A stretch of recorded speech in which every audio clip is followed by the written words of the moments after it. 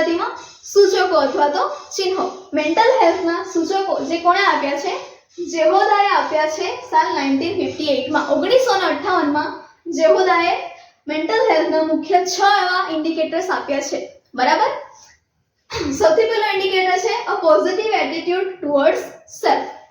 Positive એટલે થશે સકારાત્મક, એટીટ્યુડ એટલે કે દ્રષ્ટિકોણ, ટુવર્ડ્સ એટલે કે ના તરફ। આપણે પોઝિટિવ એટીટ્યુડ સકારાત્મક દ્રષ્ટિકોણ રાખવાનો છે કોની તરફ? સેલ્ફ એટલે કે પોતાની તરફ, પોતાની જાત તરફ આપણે ઓલવેઝ સકારાત્મક દ્રષ્ટિકોણ રાખવાનો છે, બરાબર। હવે સૌથી પહેલો પોઈન્ટ છે this includes an objective view of self, બરાબર। ઇન્ક્લુડ થવું એટલે કે સમાવેશ થવો। હવે પહેલા પોઈન્ટમાં શેનો સમાવેશ થાય છે? એનો ઓબ્જેક્ટિવ વ્યૂ ઓફ સેલ્ફ। આપણે સેલ્ફને ઓબ્જેક્ટિવ વ્યૂ એટલે કે ઓબ્ઝર્વેશન કરવાની છે, બરાબર। ઓબ્ઝર્વેશન કરવાનું છે કોનું? સેલ્ફનું, પોતાનું। આપણે શેનું ઓબ્ઝર્વેશન કરશું? પોતાનામાં નોલેજનું, acceptance of strength and limitations. તમારામાં કેટલું નોલેજ રહેલું છે? એક્સેપ્ટન્સ ઓફ સ્ટ્રેન્થ, સ્ટ્રેન્થ એટલે કે તમારા જે પણ ટેલેન્ટ્સ છે, બરાબર, અને લિમિટેશન્સ એટલે કે ખામીઓ, ઉણપ, બરાબર। તમારામાં જેટલા પણ ટેલેન્ટ્સ રહેલા છે, જે પણ તમારી શક્તિઓ છે, જે પણ પાવર્સ છે, અને તમારામાં ખામીઓ, ઉણપ અથવા તો નેગેટિવ પોઈન્ટ્સ જે પણ છે એ બધાને શું કરવાનું છે? તમારે એક્સેપ્ટ કરવાના છે, સ્વીકારવાના છે। પોઈન્ટ છે the individual feels a strong sense of personal identity and security within the environment, બરાબર।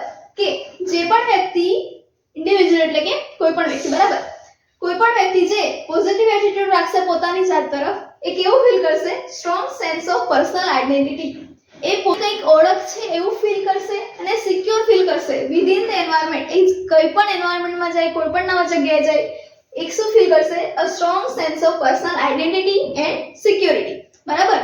કોઈ પણ જગ્યાએ જશે તો એ પોતાની કંઈક ઓળખ છે અને પોતે સુરક્ષિત છે એવું ફીલ કરશે। ફોર એક્ઝામ્પલ, કોઈ એક સ્ટુડન્ટ છે, એક્ઝામમાં એણે મહેનત કરી હતી છતાં પણ એના ઓછા માર્ક આવ્યા છે। આપણે શું જોયું કે પોઝિટિવ એટીટ્યુડ ટુવર્ડ્સ સેલ્ફ, પોતાને ઓલવેઝ કેવી જોવાનું છે? સકારાત્મક રીતે, પોઝિટિવિટી લઈને જોવાનું છે, બરાબર। તો એ ઓછા માર્ક આવ્યા છે એને લઈને બેસી નહીં જશે, બરાબર, પણ પોઝિટિવિટી લાવશે અને બીજી એક્ઝામમાં સારા માર્ક લાવશે એવો નિશ્ચય કરશે। તો આને શું કહીશું આપણે? Positive attitude towards self.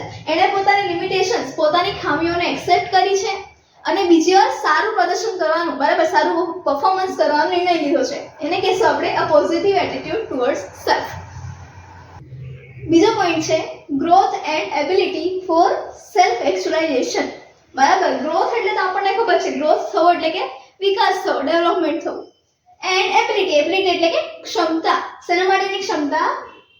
Self એક્ચ્યુઅલાઇઝેશન માટેની, સ્વ વાસ્તવિકતા, બરાબર। ગુજરાતીમાં આપણે કહીશું કે પોતાનામાં કેટલી ક્ષમતા રહેલી છે, પોતાનું પોટેન્શિયલ કેટલું છે એ જાણવું એટલે કે સેલ્ફ એક્ચ્યુઅલાઇઝેશન, બરાબર। એમાં સૌથી પહેલો મુદ્દો છે ધીસ ઇન્ડિકેટર કોરિલેટ્સ, આ ઇન્ડિકેટર, આ સૂચક, કોરિલેટ કરવું એટલે કે સંબંધ ધરાવવો, બરાબર, શેના સાથે સંબંધિત છે?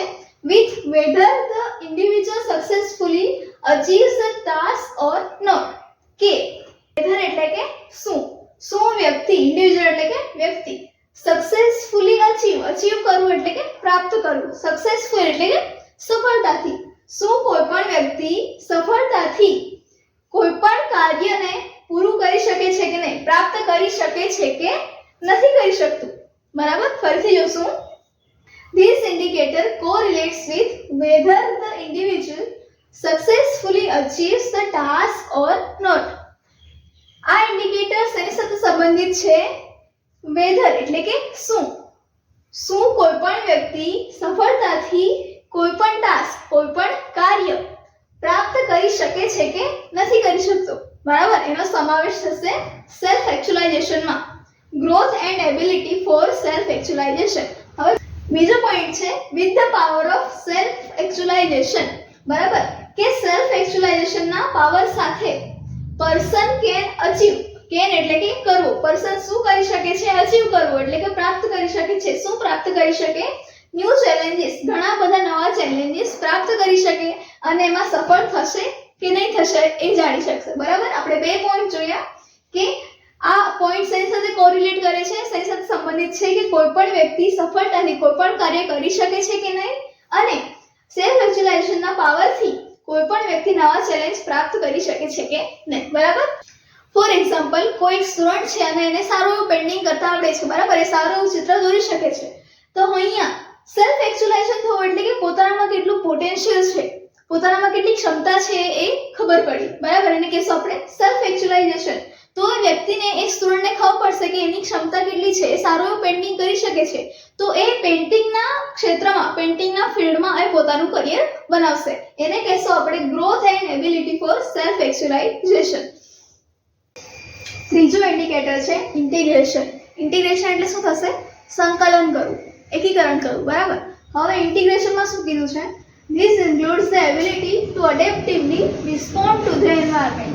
બરાબર, ઇન્ક્લુડ થવું એટલે કે સમાવેશ થવો. હવે ઇન્ટિગ્રેશનમાં શેનો સમાવેશ થાય છે?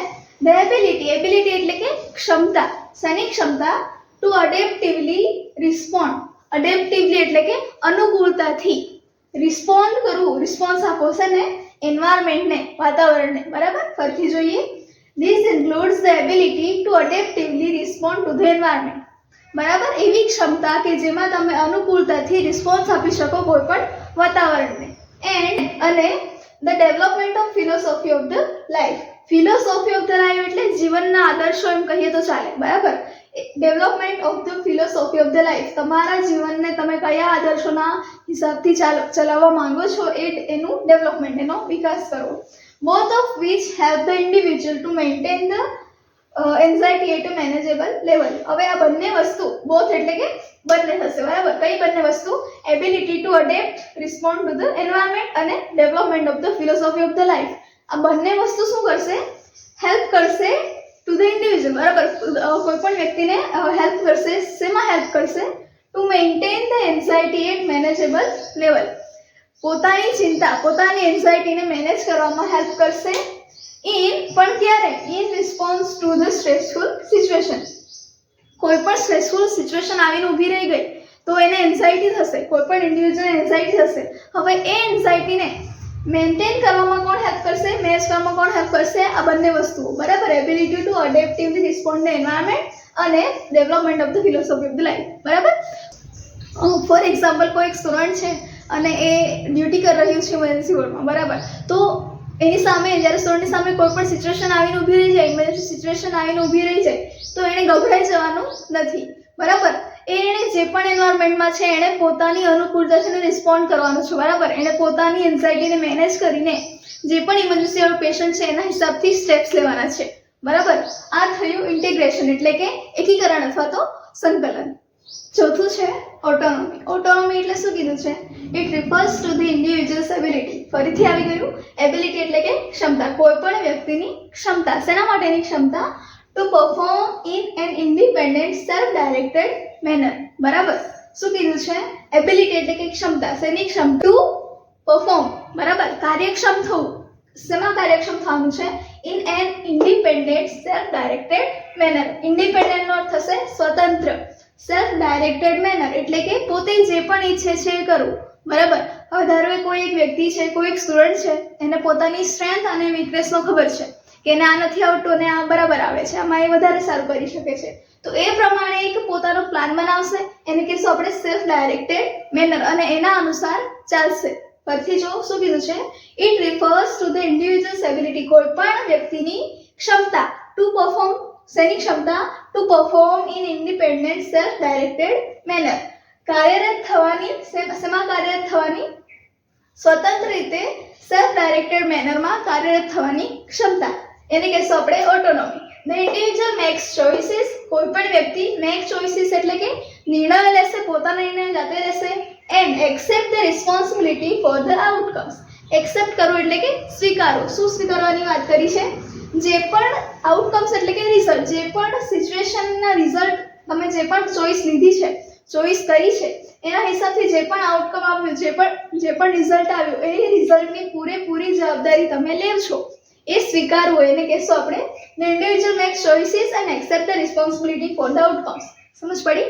ધારો કે કોઈ એક સ્ટુડન્ટ છે, એને પોતાની વીકનેસ અને સ્ટ્રેન્થનો ખબર છે, એને પોતાના નેગેટિવ અને પોઝિટિવ પોઈન્ટનું ખબર છે, બરાબર. તો એણે એ અનુસાર એને પ્લાન બનાવ્યો અને એ અનુસાર એણે ચોઇસીસ લીધી, પોતાના નિર્ણય પોતે લીધા અને જે પણ રિઝલ્ટ આવે એના માટે પોતાની પૂરેપૂરી જવાબદારી લીધી. તો એને કહેશું આપણે ઓટોનોમી. પોતાની ઓળખ ઊભી કરવી. પાંચમું છે પરસેપ્શન ઓફ ધ રિયાલિટી. હવે એમાં શું કીધું છે? રિયાલિટી એટલે કે વાસ્તવિકતા. પરસેપ્શન અર્થ થશે ધારવું, બરાબર. વાસ્તવિકતાને આપણે ધારવાની છે, ધારણા ધારવાની છે. This includes the perception of the environment. હવે આપણે શેનું પરસેપ્શન કરવાનું છે? એન્વાયરમેન્ટનું, કે વાતાવરણ જેવું છે એનો આપણે પરસેપ્શન કરવાનું છે વિધાઉટ ડિસ્ટોર્શન, પણ જાતના આર્ટિફિશિયલ ફેક્ટ્સ નાખ્યા વગર, બરાબર. જે પણ એન્વાયરમેન્ટ જેવું છે એવું એને એક્સેપ્ટ કરવાનું છે, પોતાના હિસ્સાથી તમારે કંઈ પણ નવું નાખવાનું નથી. Understanding and accepting the facts without denial.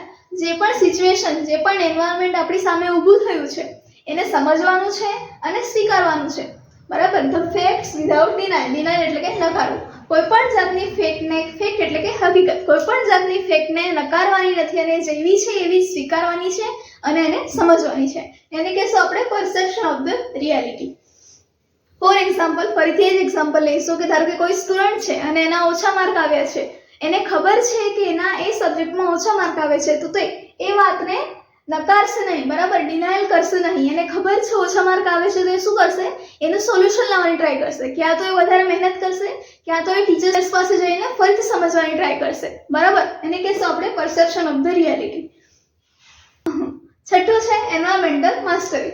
કોઈ પણ વાતાવરણમાં ટેવાવું અથવા માસ્ટર થવું, એને કહેશું આપણે environmental mastery. This indicator suggest. હવે આ ઇન્ડિકેટર્સ એનું સજેશન આપે છે, શું સજેસ્ટ કરે છે? The individual has achieve. કોઈ વ્યક્તિગતે અચીવ કરવું એટલે કે પ્રાપ્ત કરવું. શું પ્રાપ્ત કર્યું છે? Satisfactory role. સંતોષકારક રોલ પ્રાપ્ત કર્યો છે. ક્યાં? Within the group, society or environment. કોઈ પણ વ્યક્તિએ એનો સંતોષકારક રોલ પ્રાપ્ત કર્યો છે ક્યાં? કોઈ પણ ગ્રુપમાં, કોઈ પણ સોસાયટીમાં, ક્યાં તો કોઈ પણ વાતાવરણમાં. He is able to love and accept the love from the others, બરાબર. એ પ્રેમ કરવા લાયક છે અને બીજાનો પ્રેમ સ્વીકારી પણ શકે છે. એને કહેશું આપણે એન્વાયરમેન્ટલ માસ્ટરી. ફોર એક્ઝામ્પલ, કોઈક ન્યૂ સિસ્ટર છે, ન્યૂ નર્સ છે, જેને રિસેન્ટલી કોઈક હોસ્પિટલમાં જોઈન કર્યું છે. હવે એને ખ્યાલ નથી કે એની શિફ્ટ કઈ રીતે ક્યાં હશે, બરાબર. તો એ શું કરશે? બે સાથે કમ્યુનિકેશન કરશે, બધી એક્ટિવિટીઓ પાર્ટિસિપેટ કરશે, ગાઈડન્સ લેશે, તો એને ધીરે ધીરે ત્યાંના વાતાવરણનો ખ્યાલ આવશે અને એ વાતાવરણમાં ટેવાશે, બરાબર. અને સેટિસ્ફેક્ટરી રોલ પ્લે કરશે. ક્યાં? In the environment. એને કહેશું આપણે એન્વાયરમેન્ટલ માસ્ટરી. આઈ હોપ તમને સમજ પડી હશે. જો કોઈ પણ ટોપિકમાં ખ્યાલ ના આવે અથવા ના સમજ પડે તમે કમેન્ટમાં લખી શકો છો. Thank you for watching.